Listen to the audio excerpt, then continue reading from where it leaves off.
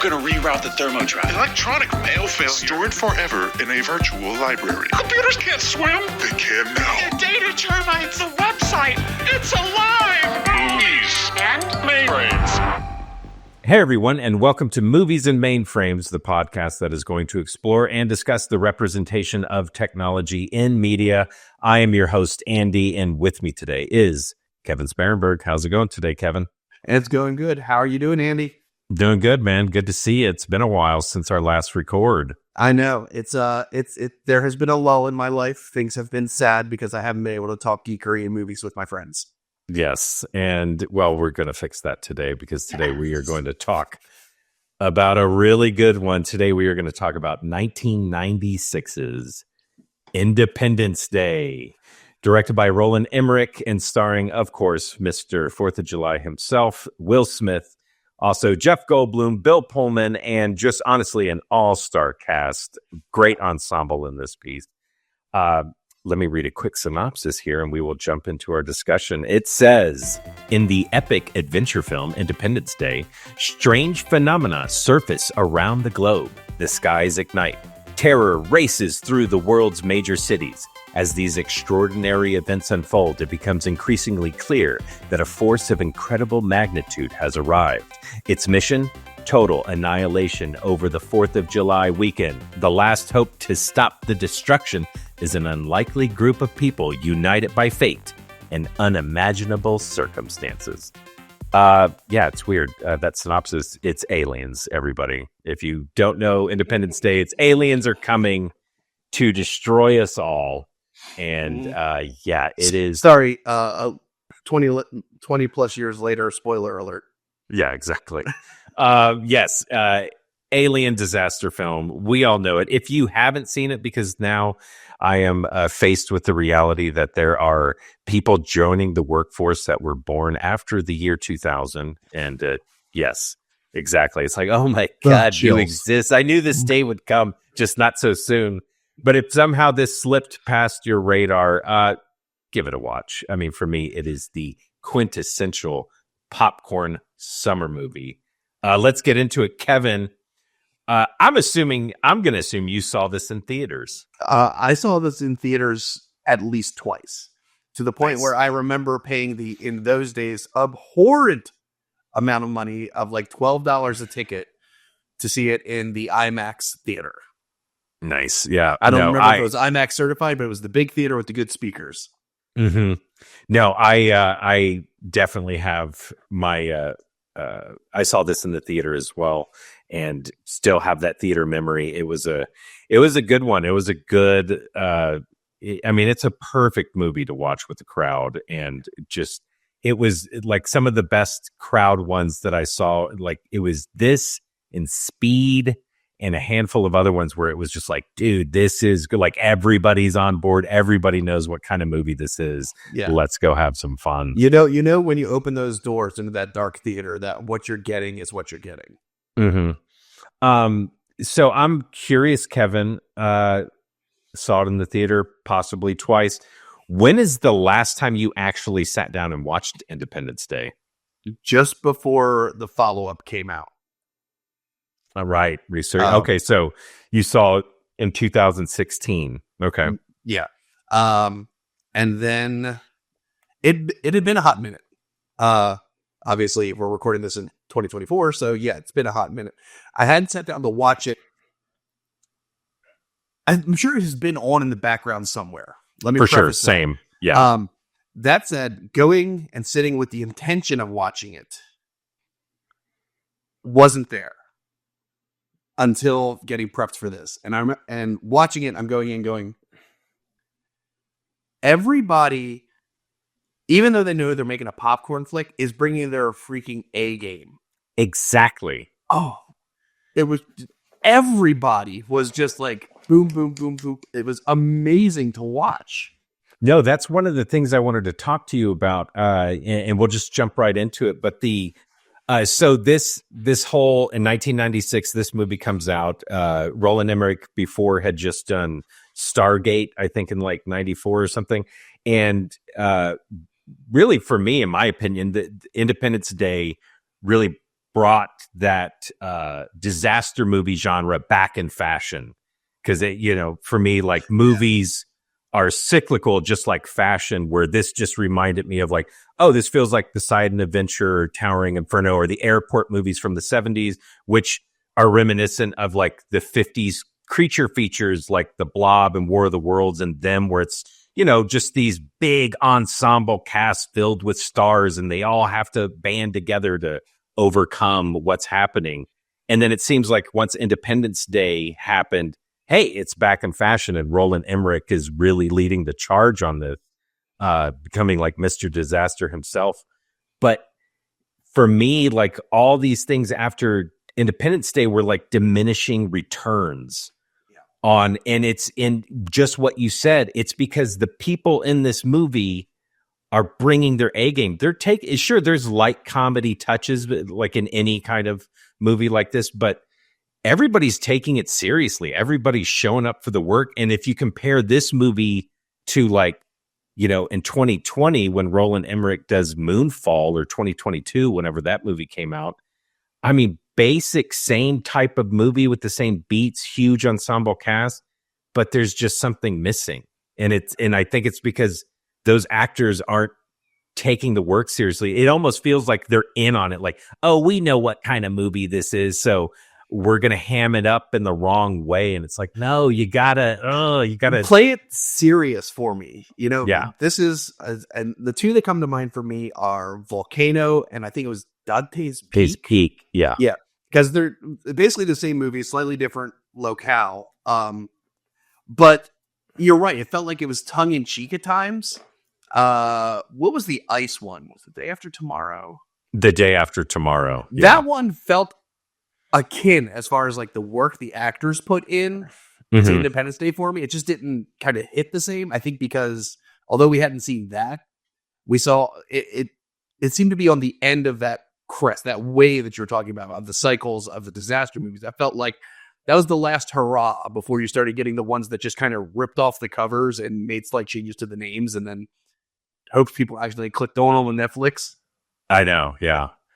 Yeah. But I mean, yeah, just the whole slew of them. I mean, half of them with Roland Emmerich, with like 2012, Day After Tomorrow, Godzilla. But then you got like Geostorm, The Core. And like I said, it feels like the core. Such a brilliant bad movie that takes itself so serious. It's like the opposite of this. It is. But you mentioned Stargate. I did not know. I do very little of the movie side research on this. I will tell a very short anecdote. Of course, yeah. Because there's one of the things that Stargate brought to mind about Independence Day. Both of these movies have phenomenal sound work. Yes. Absolutely stunning sound work. So much so, I remember sitting in my friend Frank's basement and watching Stargate on his rear projection TV, but his 5.1 surround sound on Laserdisc, because it was the only way you could get that level of sound quality.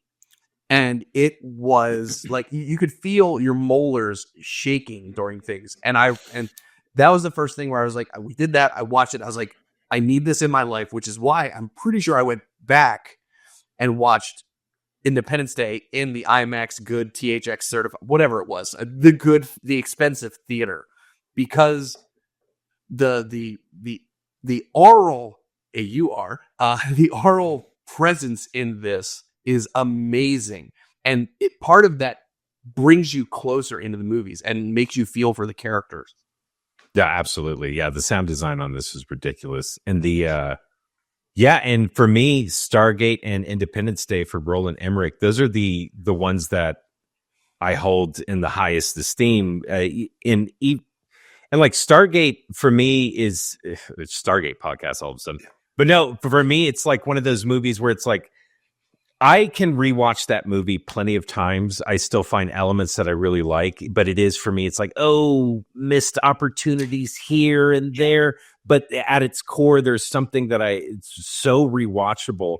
And again, just like Independence Day, because you have like James Spader and Kurt Russell in Stargate, and they're taking it seriously, and there's high stakes, and they're not playing it tongue in cheek. And again, why I think those movies are rewatchable and kind of hold up. And for me, kind of a little shame on me for Independence Day, because I saw Independence Day in the theater, and but it's not a movie I revisit. I saw it probably 3 times within the cycle of theater release, rental, and then cable.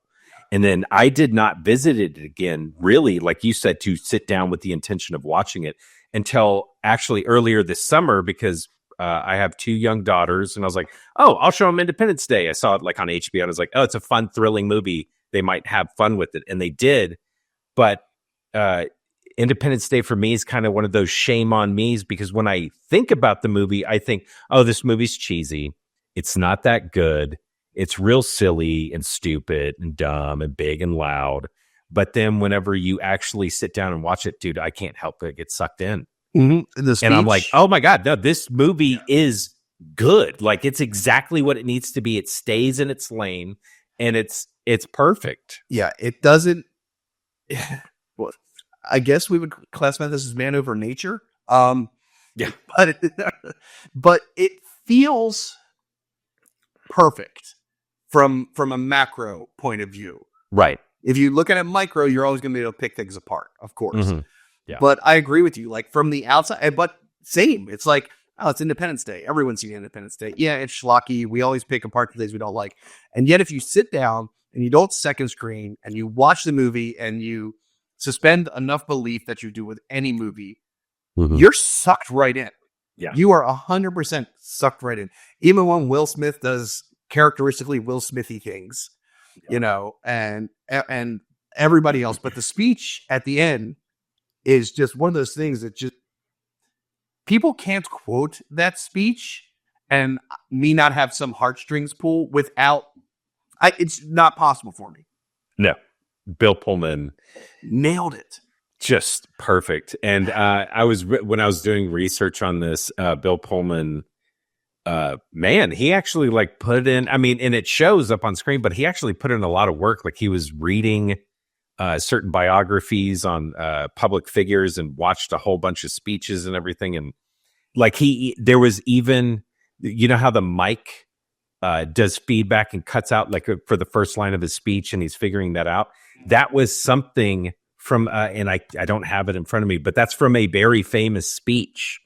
And he was like, I want that element because it just kind of puts everybody on edge. Like, we're not going to hear him. What's going on? You know? Yeah. And I was like, hey, just little touches that I was like, yeah, sweet. Bill Pullman, you're so cool. Yeah. That's a man who did his homework. And like I said, I don't think anybody and I can't remember the character's name. It was one of Will Smith's fiance's dancer friends who goes up on top of the building with the sign. Mm-hmm. Like, I know she's just a character actor. Maybe she's done other stuff, but I can't place the face right now. It's like, even she was committed to that very small role. Like, I'm trying to think of people like second tier, third tier. Oh my God. Harvey Firestein. Am I getting the name right? Yes. Oh, Harvey. David. Oh my God. Yeah. Like he's like second tier, but even like the third tier cast freaking nailed it. Yep. Everything. It was beautiful. And I think it's because you're right. It was kind of the beginning of the reawakening of the disaster movie, whether it's small scale, like the Poseidon Adventure, small scale, just a ship versus, for the world. Yeah. Versus exactly. the world. It's just amazing. And realistically, it is littered with tech in places that makes sense until it completely doesn't. Doesn't. Yeah. And that's the suspension of belief. Yeah. No, I was, because now that we're watching these movies from the tech angle, I was surprised how much tech is featured in this movie. Yeah. You just forgotten it. Yeah. You just forget about it. It breezes because there's by fighter you. jets. Yeah, exactly. But there's so much tech in this movie. And just like you said, until it is unbelievable.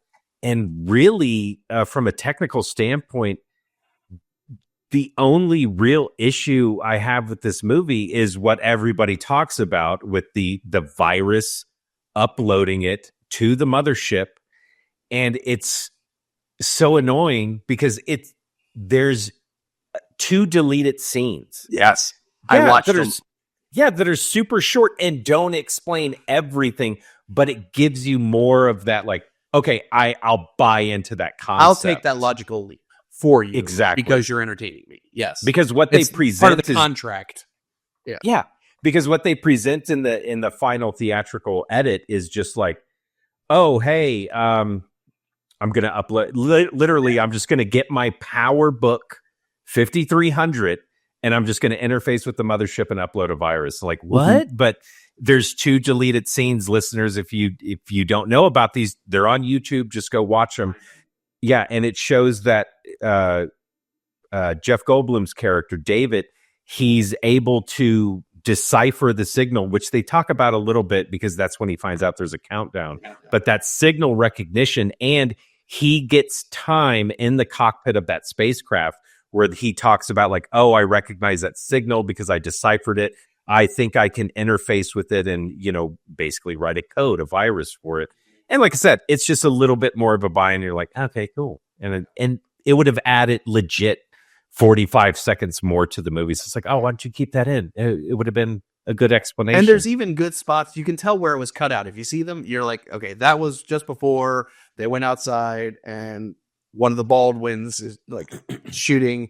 That was definitely there. And that one, that was there. But I do have a technology question that you are going to be a specialist in, because he worked for, what did his father say? You're a cable TV guy. You worked in television. Right. How realistic was their room? Because David's in the back room where everyone else is out watching the monitors, and they're flickering with the background signal. But he's in the back room, and there's just panels and panels of, like, I'm assuming TV signaling equipment. I don't know anything about that space. Like, how was that? So very realistic, but the only thing unrealistic about it, and it's not even like, like, oh, that wouldn't happen, is that they just had state of the art what was available at the time. If that was truly a one of those kind of technician rooms and stuff from 1996, oh man, there would be so much outdated equipment in there. Old crap. There would be so much black and white that they're still rocking. Dude, we rocked black and white monitors all the way up until like we finally switched over to HD. Because we were just like, oh, these reference monitors and stuff like that, they're fine in black and white. We don't need to worry about color grading because they're going to take care of it in the SAT truck or something like that. But anyways, yeah, it was it was nice. If you could build your dream room, that's what it would look like in 1996. That place, yeah, absolutely, especially in those years. Exactly, yeah. So one thing, one thing I wanted to mention about the virus. I just have to mention it because I am a huge fan of Mad Magazine, is that when Mad Magazine did a parody for this, the virus that they uploaded into the mothership was Windows 95 for the parody, because, of course, at the time of release and everything, super buggy, didn't work well with other third-party apps and stuff. And poor Mr. Gates getting up on stage and showing off how cool USB was and blue screening the demo. Yeah. Oh, yeah. So good. Which Steve Jobs learned really well when he did the iPhone launch. He learned it really well. You know how many iPhones he had in that podium? Mm-mm. He had like 3 or 4. They all did like one specific things, and they just cut the screen because one phone couldn't do all the things. So he's like, "This is as much about showmanship as technology." Nice. I'm like, yeah, that's not something that Mr. Bill Gates would have ever thought of. Mm-mm. So one of the things in this movie that, I'm just going to be jumping around here because there's no reason to go through the plot. I think everybody's pretty much familiar. And if you know, aliens invade. Yeah, stop now, because the mystery of it is interesting. Stop now. Go watch it. What's 2 hours? It's a shorter runtime than I remember, but longer than I put in my head, because I think the last time I saw it was like on a TNT replay, which every movie feels like it's like 11 hours long because of the number of the commercials and the weird places they put them. Exactly. But it's not by today's standard, it's not really a super long playtime. No, it's just over 2 hours. Yeah. So one of the things I want to talk about in the scenes where they get to Area 51, and you realize that they've had a ship that they say crash landed in the 50s, and now it is 1996, and the ship is the same design, looks like the same type and model as the ones that are currently invading in 1996. So one of the things I just wanted to talk to you about is that, okay, either they are very confident in their technology and they haven't changed in 40 years, or this was let's say like a scout ship for the armada that's coming, because we're talking about, huge galactic distances. So, something being 40 years behind you is very feasible when you're talking about those timelines and distances. But yeah, I thought it was, I don't know. What is your take on it's the exact same ship from the 50s that is happening right now? My take on it is something that Bill Pullman did also in Area 51, where Brent Spiner gets the choke thing, and then Bill Pullman gets kind of like the mini brain blast, and says they act like locusts. They go somewhere, they take all the natural resources, then they move on. I'm like, So that for me said, these ships work. If it ain't broke, don't fix it.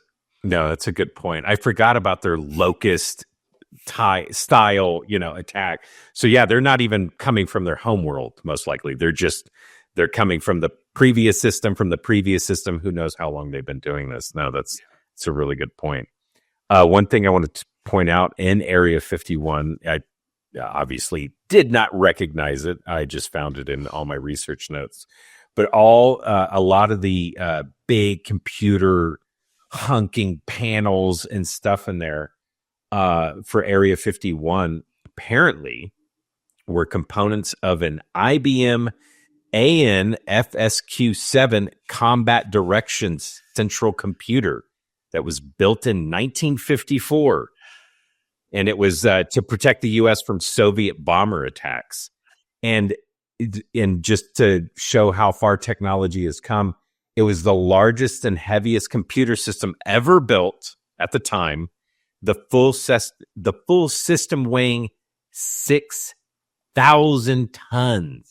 6,000 tons? 6,000 tons, taking up an entire floor of a bomb-proof blockhouse. That's what it says in the research. That is commitment to style. Because when did that ship crash? The 50s. Mm-hmm. Mm-hmm. What is the age of that computer? Yep. Again, not the proper place of if it ain't broke, don't fix it. This one they should have upgraded. But also, if it's that heavy, they didn't, honestly, keep the cabinets, rip all the guts out of it, and use it for desks. Which I think I saw on more than one occasion. Because, God, uninstalling that is not as quickly as right-click delete. No. That's that I just saw that and I was like, oh my God, 6,000. You always hear and see the pictures of all the, oh, look at this. It can store up to 1 megabyte of information and it's the size of a, walk-in freezer or something. It's like, oh my God. Yeah. I always love getting those little tastes of old technology. One of the things that I really liked about this movie was the vehicle and creature design. I love the mothership. That they talk about the hive mind and everything, and I like that it's a true mothership and just like little beehive hexagon baby ships just popping out like little pods and going about. Pretty cool design. I mean, between that and then the attack armada also having a bay gate.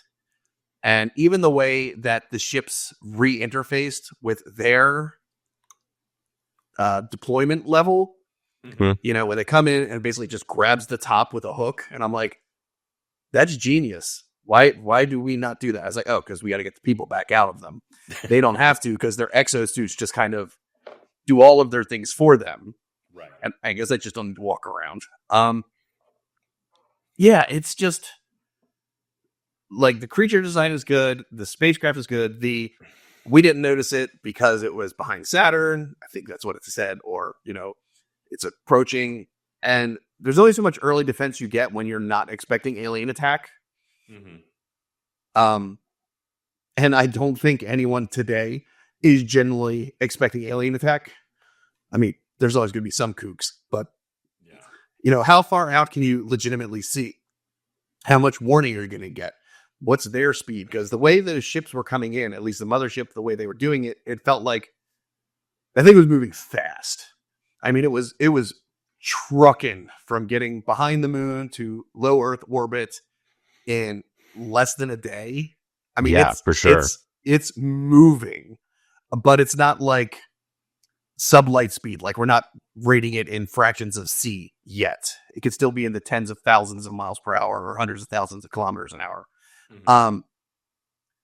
So, and then the absolute stupid part of my head says, well, how do they stop? Because they seem fixed. Shouldn't they be orbiting so they don't fall? Stop thinking, Kevin. It's a movie. Yeah. No, I mean, there's explosions in space in this movie. So yeah, and they make noise. You just go with it. Exactly. Yeah, that one satellite just crashes into it, and like, okay, whatever. Mm-hmm. I get it. It's fun. Mm-hmm. Star Wars broke us all. Oh, for sure. Yeah. Without that movie telling us what space fighting should sound like. Honestly, if they made it all sound like pew, pew, pew, and like bubble guns, we would have just accepted that from that point forward. Exactly. Actually, somebody has to have done it. Well, anybody could do it. You could just hit mute.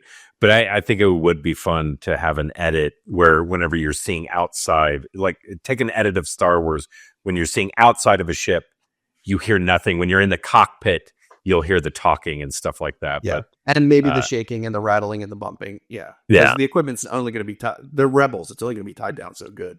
Exactly. OSHA ain't there. Deviations. Anyway. One of the things that caught me in this movie is that it's been after the attack. Major cities are starting to systematically be annihilated off the map. And this is like the night before they're going to launch their counteroffensive on, July 4th. And one of the things that I noticed was that there's still television broadcasts happening. Yeah. There was a part where, you see a TV and there's still a news anchor. And I was like, okay, good for you. And also, could that work without some major hubs for getting that signal across the country? Unless that was like pretty local.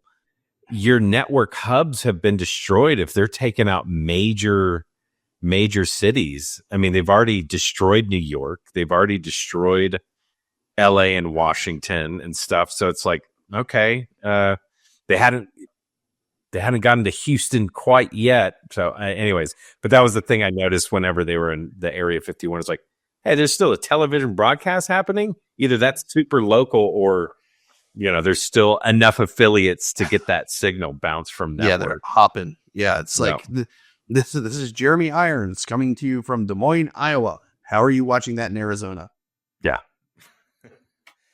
The cable line, literally, that is run all the way. It's connected to all those old IBM machines. That's all they do now is rob cable signals from everywhere around the country. Yeah. I want to ask you something, Kevin.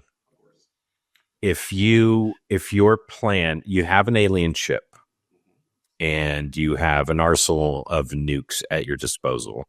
And so if your plan is to dock with the mothership and eventually explode it, and you're already running under the assumption that they work on a hive mind, and there's all the stuff to back that up because things came online once they showed up. Brent Spiner's getting mind melds with it and everything like that, all this kind of stuff. So if your intention is to dock with the mothership and blow it up, at that point, do you even need a computer virus? Only to disable the shields and the lower ones. But yes, I had the same thought. I'm like, this seems like an order of operations problem. Like, the question is there any redundancy? And thinking that they haven't upgraded their ships in 40 plus years, they probably aren't big on this because they just do quantity. But there's always a chance that one of the other ships you can't do anything with. So I get it. But I also don't understand, after they upload the virus, don't they have like a 5-minute conversation? Shouldn't he have just been like uploading and see the progress bar, and they're like, all right, get out. We can't get out. Well, this is the end. Hit the nuke. Exactly. Yeah, no, I know. They sit there. I mean, I don't know what I would do in that situation, but I'd probably smoke a cigar before I hit the nuke too. But yes, no, I mean, if your whole thing is to destroy the aliens, like, I mean, come on, bro. Let's get it going, you know. Mm-hmm. Because maybe your virus didn't work and you just need to go ahead and blow it up just to blow it up. Mm-hmm. But yeah, they're you missed like, a semicolon. What happens if that part didn't work? Are you still doing the nuke? Yeah, you're still doing the nuke. The only reason you don't do that first is because there's a chance that this might help the people in ground forces. Mm-hmm. Yes, and I love it at these moments in the movie. The classic epiphany that Jeff Goldblum has as he's talking to his father. And his father says, get off the floor. You're going to catch a cold. And what did you just say? Oh, I was talking about the thing about the floor. No, the catch a cold virus, computer virus. Yes. Mm-hmm. It's just like, yes, perfect. Love it. I mean, that is probably, out of everything here in this movie, that feels the most contrived line to me. 100%. Yeah. But it's like, hey, audience, if you haven't figured out that Goldblum is smart, here's how we're going to tell you why he comes up with this idea. Yeah. And I'm like, but Judd is, no, he's an amazing character for everything else he does. Even the driving when they're going to DC to this day is still hilarious because we know people in cars like that. Oh, yeah. Yeah. Oh, and speaking of the driving, another piece of technology we have to point out, on his Power Book, Jeff Goldblum just busts out a mini disc CD-ROM, and it's just the phone book for the whole nation. It's like, sweet. You just have the phone book with you. Everywhere in movies and nowhere in real life. Nowhere, man. They were, yeah. And it was the future I always wanted and never came to be. Yeah. What's the joke? I'll have to buy the Black Album again. Yeah. Did you actually own any mini discs for anything? No. Me neither. The closest I ever got was a CD, like a small cut CD-ROM that fit in the inset tray inside the ROM tray. That's the closest I ever got to. I mean, basically, it looks like a GameCube disc. Yep. That's the closest I ever got. And I was like, this is still cool. I did have someone once at a conference, has to be 25 years ago now, give me their business card that was on one of those. It was actually, the top and bottom were cut, but the signs were rounded so it would still spin cleanly. Ah, okay. And you would drop it in there, and it was their it was someone who was in multimedia, so it was basically their portfolio in like Macromedia Flash. Definitely dating myself. I was like, this is the coolest thing ever. No, that's pretty cool. But if your computer was happily tilted, it sounded like it was going to take off because it wasn't a flat disk. Yep. Yeah, no, that is pretty sweet. If I got one of those, I'd be like, oh my God, hire this person. They're so cool. I do love that the ship actually came with US outlets as well and a power inverter. True. I didn't even think about that. I don't know how long that MacBook battery lasts, but I bet it's not a flight basically to low Earth orbit. Yeah. Well, they had it for 40 years. They did some they installed some adapters. What do they call quality of life updates? Yeah. If they read the method, it's like, oh, we got to get CarPlay or Android Auto up here. Yeah. One of the let's talk about. Let's see. Oh, well, I'll ask you this: the events of this movie. Let's say the events of this movie play out in real life. These huge ships 15 miles across are entering the Earth's atmosphere. I'm just curious, what's your go-to move? Are you heading for the hills? Are you bunkering up at home? Are you welcoming with the open arms? Like, I'm not jumping on the top of a building. We've seen how that works. I'm not going to the desert. Realistically, so opening. I'm standing outside like Will Smith is at the very beginning, where he basically stands outside, just looks up and stares. There's no way you're not doing that. Oh, for sure. Yeah. And then fast forward a day after they started destroying a bunch of stuff, and I'm like, no, I'm just staying home. There's nothing me as a person can do. If they enact the emergency broadcast system, that's great. I will follow whatever they tell me to do. Not that the government's going to have any better idea. If they start sending information out on Morse code, I am hosed. Yeah. I am Yeah, so for hosed. real. Because other than SOS, I do not know any Morse. That's a Boy Scout fail, probably. But yeah, it's what would I do? I would buy all the toilet paper, bread, and eggs I could. Just like it's a snowstorm in the east. Just to be sure. Because we could come out of this fine. They might not care about my little suburb. Or maybe the overlords really like French toast. I'm not sure. It's I don't know. I mean, what would you end up doing? No, yeah, I know. It's an impossible question. I mean, realistically, exactly what you said. I'm not welcoming with open arms. I'm not holding up a sign that says, beam me up.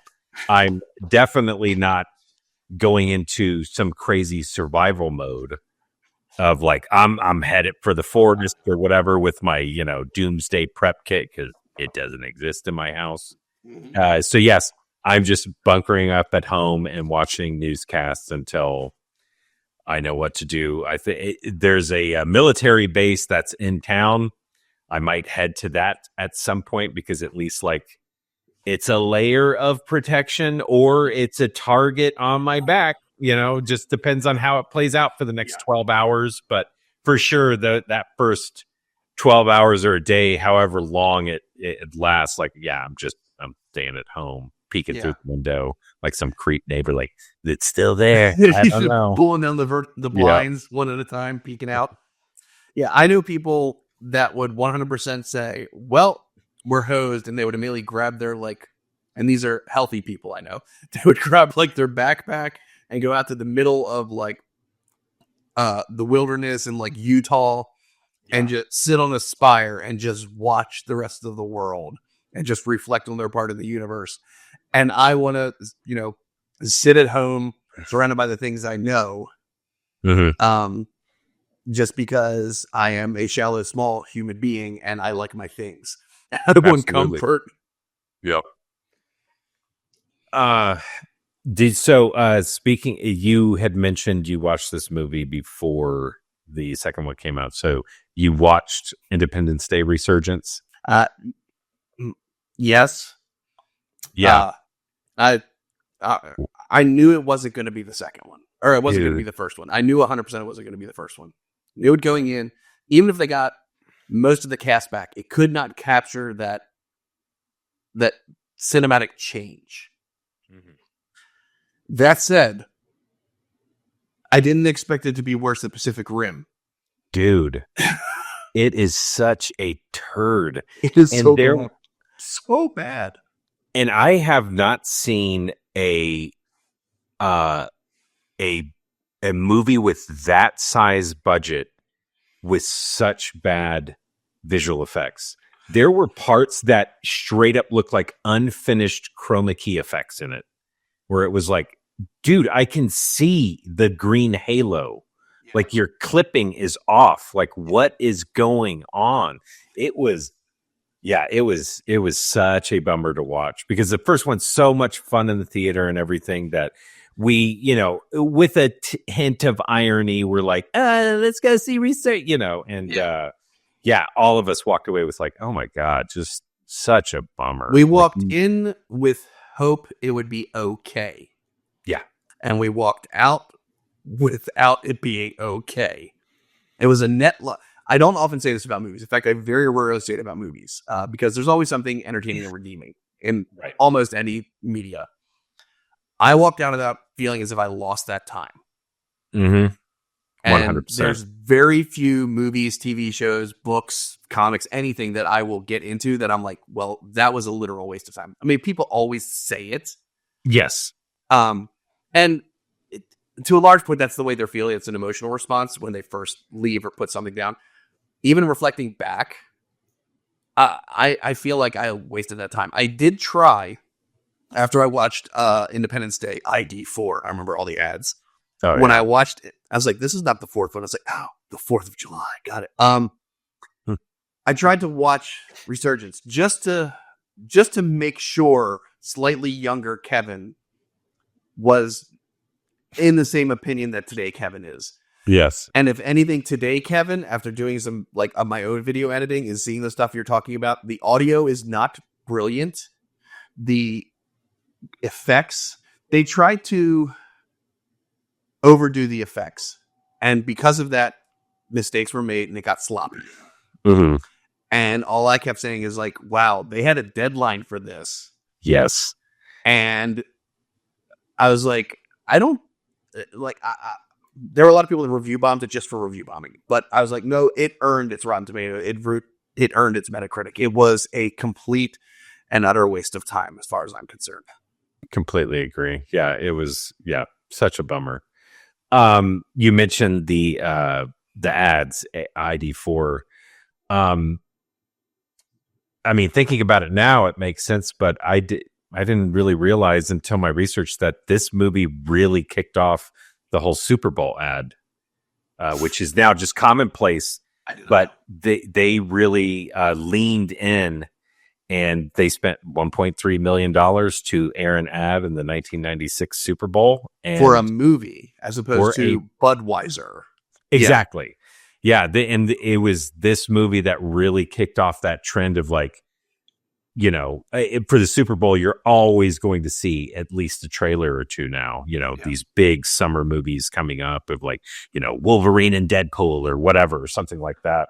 And this was the one that really kicked off that trend. And I was like, oh, yeah, that makes sense. But well, you also have, what's that? You would think like Jurassic Park would have been there, some other Steven Spielberg project. But it's like, nope, they just didn't spend the money at that point in time for these Super Bowl ads. And ID4 was really, like reading about doing the research of like their whole promotional thing was just, I mean, it worked. It became 100%. The biggest movie of the year. And, who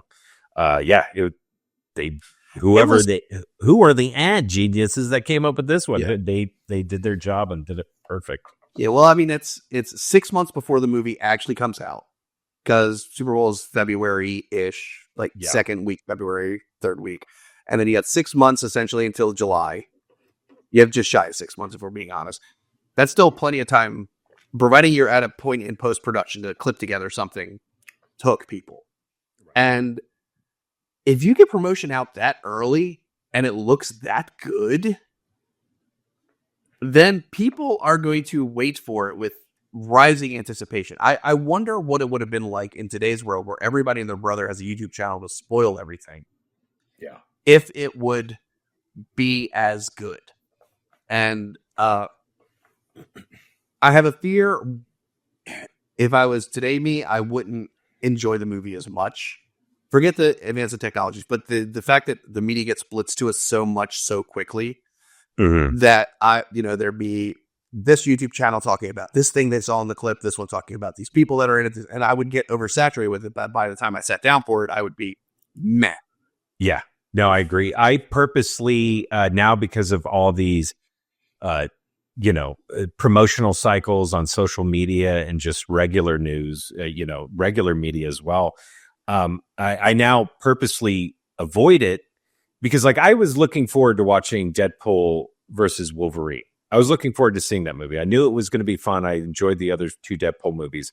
But during this whole cycle of release, dude, Ryan Reynolds and Hugh Jackman everywhere. I mean, they're on Hot Ones. They're on every single morning show. They're doing all these social media things and all these challenges and everything like that. And which they didn't need to do. Everyone was already hyped for that movie. no, exactly. But it's stuff like I want to see because I think they're funny and charming people. Yes, exactly. But I purposely like avoided watching that stuff until I saw the movie. And then after I saw the movie, because like you said, I don't want to get tired of them before I just sit down in the theater. And then after I saw the movie, then I watched their episode of Hot Ones. And then I watched this thing that I've seen pop up in my feed of like, oh, they're doing this silly challenge with Jimmy Fallon, whatever it is. Whatever it is. Ha ha ha. Get a fun laugh and move on. But like everything leading up to it now, it's like, stop. I don't want to get sick of this person before I sit down and watch the actual project. It's crazy how much they do. It's insane. Yeah. Hollywood is a marketing machine. 100%. Yeah. That just happens to sell tickets to things. Yeah. David uses a PowerBook 5300. It is. I'm glad you pulled that out. I didn't know anything about Apples at that vintage. Yes, I just knew he obviously had an Apple, but I can't recognize anything by sight. So apparently he has a app power based off screen size and the fact that it was color. He should have a PowerBook 5300 CE because it color had a little enhanced, bit, probably. Yeah, color enhanced. 16 bits of color. Oh yeah, not bad. And I forgot the aspect ratio, but it's or the resolution. And Apple, of course, partnered, and they had this whole ad campaign using stills and clips from the movie of the PowerBook 5300, power to save the world. Perfection. Hanging my head for everyone who's not watching, it is. I'm going to say the ad copy writes itself, and I'm also going to say you shouldn't let the ad copy write itself. Yeah. Put in a little bit of work. That is lazy AI work right there. I am super bummed. Speaking about just ads and promotional stuff, there was a toy line for this movie made by a company called Trendmasters. I don't remember this at all. I don't remember that at all. And I'm super bummed. Like I would have a little Jeff Goldblum or a little Bill Pullman. That'd be awesome. But apparently they had a toy line for this film, and each action figure, vehicle, or playset came with a 3.5-inch floppy disk that contained an interactive computer game. And I was like, oh man, like I would have totally had one of those, rocking it on my gateway, just putting up Bill Pullman and Jeff Goldblum up there. Man, I wonder that, if that was in the days where you could still trust media you found places. Oh, 100%. Yeah. What is this? I don't know. Somebody ripped off the label. The label and what has it something is. handwritten and scratched through, and then Yeah. you can see where a Post-it was. Yeah. I wonder. Someone's got to have them archived, like on archive.org. I got to find that now. for sure. And I need to look up this toy line because I want to see how deep the roster went. Like, did they make a Harvey Firestein? Like, dude, that would be awesome. David, my mother. He's so good. I loved David's father though. Oh, Judd Hirsch. Judd Hirsch good. is just amazing. He even had a sitcom a couple of years ago, something Donuts, that was actually surprisingly decent and poignant. But I love that he's like on Air Force One. He's like, he always gets sick. It goes up, it goes down, it goes forward, it goes back, it goes side to side. And then they cut the Goldblum fist. He's like, "Roop," and he has to get up and run away. I'm like, this man is, and for those who don't know, we're watching other things, and that man gets motion sick on almost everything he's in. I don't know if it's a character trait or if the actor himself gets horrific motion sickness. Because I don't recall him doing a lot of like stunt wire work or even hanging upside down or stuff like that. So maybe he actually has that and it just kind of plays in. But he gets motion sick all the time. He also doesn't have a license because he lives in New York, which I've never lived in New York. I would love for commenters to let me know if this is actually a thing. He was like pushing 40, ballparking. Because people from years ago got old faster, according to the common social media of the day. 30 years old, from 30 years ago, you look like you're 70. Yeah. No, But, for sure. So 20, let's be generous, 25 to 35-ish. I was like, did people in New York in that age bracket not actually have licenses because they could just get around? Yeah, I mean, I've met plenty of people, and just anecdotally, like I like through podcasts I listen to that have entertainers and stuff like that. There's no need to. I know if I lived in New York, if I didn't have a license already, I wouldn't use one because, dude. Oh, no.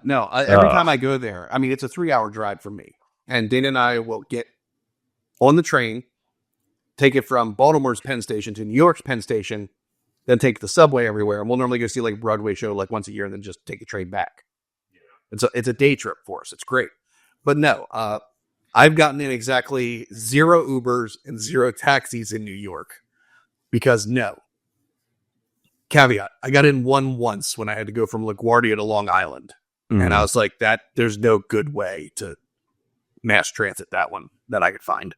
Yeah, no, I've only been to New York once for a while, had a great time. And I got into one taxi once, and dude, my blood pressure and anxiety just went through the roof. I thought I was going to die, or somebody was going to walk up to the cab and shoot me, because it was my first experience with that true, just, Proper gridlock.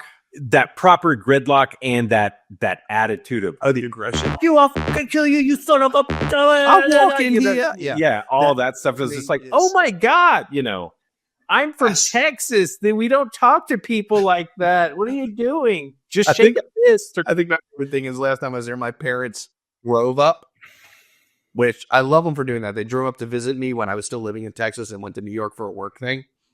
They drove up to see me, and my father's driving his car. He's like, what are all these bags hanging out of people's trunks? I'm like, they're extra bumpers. He's like, you already have a bumper. I was like, you need 2 in New York.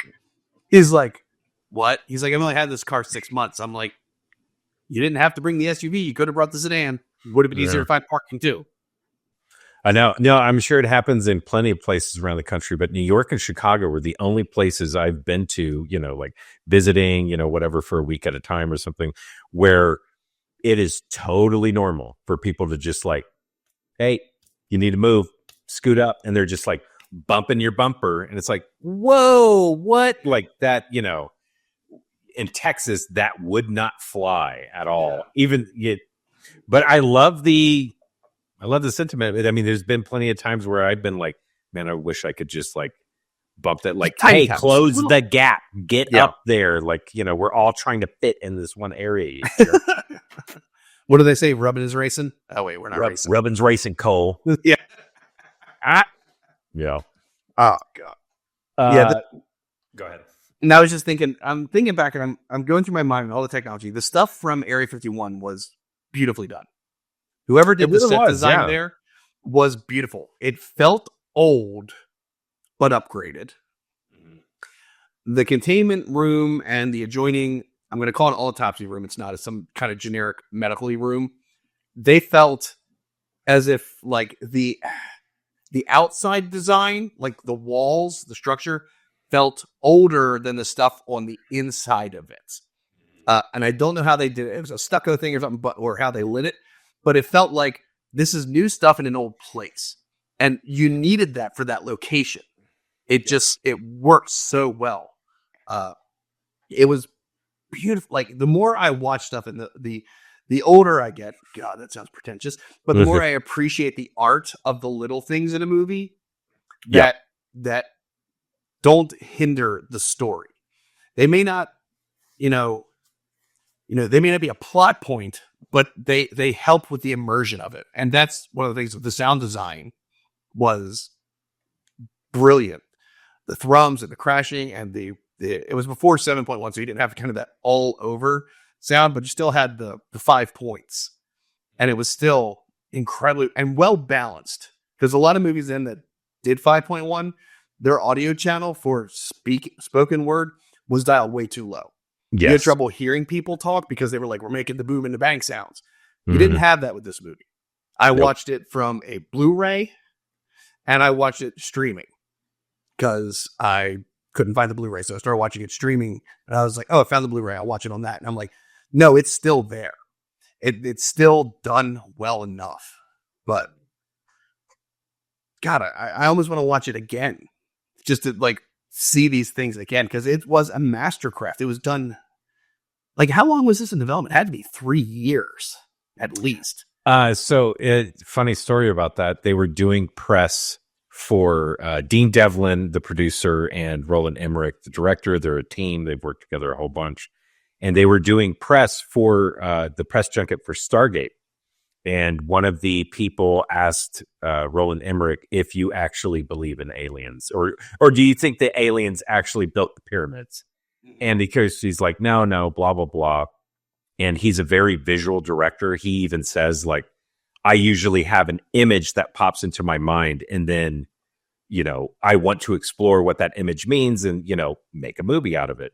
And so during the press junket and during that question, he says, like, oh, I just, picture, I just like the idea of huge, like miles and miles, huge ships entering the atmosphere. And wouldn't that be cool? And he literally turns to Dean Devlin and says, hey, I think we have the idea for our next movie. And legit, like 2 months later, sat down and wrote a script with Dean Devlin. And then they finished. Dude, this is crazy. They finished the script on a Thursday. They were greenlit and went into pre-production by Monday. It's insane. That's 3 days, 4 days if we're being generous. 4 days if we're being generous. But yeah, realistically, it's like 2 and a half days. I mean, come on. 2.5, 1 unless if like that, taking unless that green light came at the end of EOD Monday or something, I'll give them that. But like, dude, that's crazy. I mean, he had proven himself with Stargate. I don't think Stargate was an insanely well-received box office hit, but it got the treatment afterwards when it was released to home video. Everybody and their brother who was in this slightly sci-fi area had a copy somewhere, some way. Yep. It was frequently checked out at the local Blockbuster or Errol's or whomever your local was. So they had a track record. I can imagine them getting greenlit quick, but good God, like, essentially 48 business hours? No way. Exactly. One little last note that I have, because, dude, it just made me crack up. So the actor Robert Loggia, who's in this movie, he plays the older general guy. He's also in Big with Tommy. Oh, he talks like this. I'm Robert Loggia. Yeah, okay. So he's cast in the movie. And I don't know how the conversation came about, but either Robert Loggia's looking for inspiration or direction on his performance, or Roland Emmerich is giving him homework of like, whatever. So for his general character to be very stoic and serious and everything like that, he tells him to go watch a movie for inspiration. And what he tells him to watch is the movie Airplane. Robert Loggia watches the movie and then apparently refuses to leave his trailer because he, according to him, he's like, what is this bullshit? I didn't sign up to be in a parody movie, a spoof movie, and what is going on? And so he doesn't leave his trailer for a couple of hours. Roland Emmerich has to go to him and say, like, hey, what's going on? They explain everything. And then it was a confusion. Roland Emmerich meant to tell him, oh, you need to watch the movie Airport, which is a very, movie. Very different movie, serious. Which Airplane is spoofing. Yeah. But yes, it is the disaster, exactly what we were talking about, these disaster movies. And I just love picturing Robert Loggia in his trailer going, what is this shit? I didn't sign up for this. Give me my agent on the phone. Screw these guys. Yeah, it's like, oh, sorry, Robert. Yeah. Airport. Yeah, I forgot how many good character actors with this. Like when Adam Baldwin pops up, I'm like, wait, he was in this? Yeah, like, Jane's in this. Yeah, everybody. Yeah. He didn't wear a fetch it hat though. So no, exactly. And he probably won't get a statue of himself, unfortunately. Oh God, one of these days we'll talk about that show. But man, that is going to be a long conversation. Yeah, one of these days I want to talk about I want to talk about Firefly, and I do. I mean, we've already started talking about Stargate, but it's like, are we going to talk about the movie? Are we going to talk about the show? Which version of the show? Because I've seen them on. I love it all. Yeah. It's great. Honestly, we could talk a lot about the broadcasting stuff from Serenity. There is some tech in that, so For sure. but Yeah. another day. Another day. Before we close out, just going to randomly ask you, do you have a favorite Will Smith movie? This one. Right? Realistically, It's this one. Yeah. it's this one. The follow-up to that is the joke one, which is Bad Boys 2, because I love Hot Fuzz, and therefore everything is Bad Boys 2 or Point Break. Yeah. People ask me for a Keanu movie, it's Point Break. People ask me Will Smith, it's Bad Boys 2. You've never seen Bad Boys 2? What about Yeah. Point Break? Which do you fancy? No, which one first? Huh? I actually did that years ago. Oh, you did the double feature? I did the double feature and then waited 24 hours and then watched Hot Fuzz, and I'm like, oh my God, they've ripped off so much stuff, but it's brilliantly but done. so good. Yeah, exactly. It's the best homage not being an homage. Yeah, I don't know. It's depending on my mood, it is either this movie or I do like the first Men in Black. I think that one's a super fun movie. I think Yeah. those would be bouncing between It honestly feels like the same character. 100%. Yeah. Yeah. Like Will Just- Smith played a type of character for a number of years, and they're like, we need a Will Smith type, like on the casting sheet. And they're like, why don't we get Will Smith? Okay, we'll get Will Smith. It felt like that happened a lot. But this was also in that, I'm hesitant to use the phrase in the golden age of movies, but the golden age of movies in my life, Right. like the summer blockbusters from like 94 to like 99 or possibly 2001. Like there was a summer movie or multiple summer movies that were just amazing. They were never going to win Oscars except for possibly cinematography or sound or something. Exactly. But they visual were never effects, going yeah. to be best pictures, but they were just so amazing to watch and to have it in that grow up time in my life. Agreed. Yeah. No, it's yeah, and it feels like, I mean, I don't know. It feels like it's slowly creeping back. But even before, and it's not even like a pandemic issue with me. Because it felt like it was happening well before then too, but it was just, well, honestly, I guess for me, it just turned, it was the whole Marvel thing. AMCU. Yeah, Poisoning? the MCU just poisoning. Yeah, exactly. Just turned, oh, that's the summer blockbuster. Yeah. And I And, don't use that word in a negative way, but from an industry side, because I enjoy most of the Marvel movies. In fact, Agreed. Same. almost all of them Yeah. are great. But they've turned it similar to what we were talking about things being cyclical. They have come up with a formula for the summer blockbuster. And if you want the summer blockbuster, you must follow this formula. No, F you. I don't have to do that. If it's acted well, written well, if I get enough time to actually do the special effects, if I go back and do some practical effects in addition to the special effects, because practical effects just look better. Dude, there was so many shots in this movie that I was still like, that looks dope. Like whenever they showed the arrangement of all the F-18 Hornets, Oh there's my God. tons of shots where I was like, dude, that looks awesome. And you know it's because just they're a- real models and everything like that. Yeah. Yeah, they just green screened and matted it out. And I'm like, but it works. It's like you took the Star Wars, Star Trek method, did it with modern stuff, were able to take out the support lines cleaner and easier. Yep. And then you had all the new tricks where you could move the camera and not the models. And you made it brilliant. So why are you having to force all of this onto a computer? I know a lot of the editing had to be done on a computer. That's how it was done. But still, don't do it exclusively there when you can have a much better looking scene or set piece or anything that's done in a slightly more traditional, in quote, ways. And it just works. It's got to probably be cheaper too. Yeah. No, I mean, dude, all the models of the buildings that they blew up. I mean, Oh, I love watching on HBO behind the scenes stuff for that. oh, I know. And the way yeah, they tilted it, and they tilted it so the fire went up, instead of going exactly. out. Oh, yeah, all God. that stuff, and and all that craft is just really going away. It's lost. Mhm. It's all in the computer now, and yeah, you're losing that tactile play. You can just tell, And I don't care if something looks like a puppet. I know it's in that space. Yeah. And that's more important I'm not to me looking than at like, a tennis oh, the ball. way that, yeah, exactly. So Honestly, this is a movie. All right. Speaking of puppets, this is a movie I would rewatch if they Muppetized it. hell's yeah. If everybody was a Muppet, you got to pick one character who's the human. Who would it be? If everybody's a Muppet, but there's only one human, Jeff Goldblum's the human. I mean, he's already basically a Muppet, with just his, how interesting. I can't stop touching my face. Yeah. But if he's interacting with Muppets, that would be great. Waldorf or Statler being his dad, giving him crap. I mean, it would be, Yeah. I think that's going to be one of the questions I'm going to ask on this from now on, because sometimes they're great. That's a good one. And let's be fair. Like, every movie should be Muppetized. There should always be the A/B testing, and let's figure it out.